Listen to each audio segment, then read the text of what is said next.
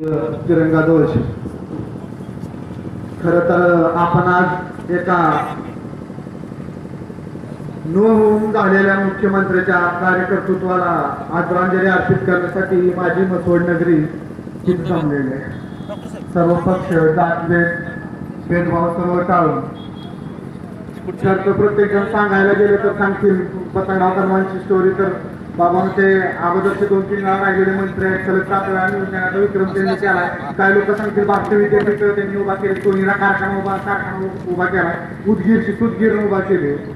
पण कुणी हे सांगू शकतंय का की बाबांनो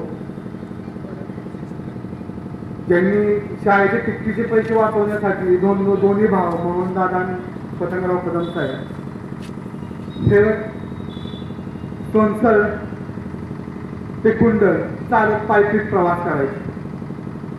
कोणी हे सांगू शकते का की बाबा तिकीटचे पैसे वाचवायसाठी गाडीला उशीर झाला म्हणून 2 व्यक्ती विट्याच्या पाण्याच्या टाकीवरती रात्र काढले.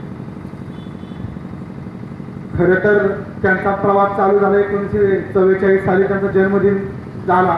तिथून पुढे संघर्ष वाटायला एका शेतकरी कुटुंबातला पोर एखादा गुरु राखायची म्हणलं गुरु राखायची, रानाची कामं करायची म्हणजे रानाची कामं करायची. तिथून पुढे 4-5 वर्ष होते नव्हते शाळा गावात संस्थांमधली शाळा संपली की तिकडं कुंडलला जावं लागतं माध्यमिक शिक्षणाला. पुढचं शिक्षण घ्यायला सातारा रयत यावं लागतं. तो रयतचा त्यांचा पॉईंट आयुष्याला एक भरारी कर्तृत्वाला देणारा होतो. रयतचं शिक्षण संपलं की सरळ पावलं वळतात पुण्याकडे आणि 19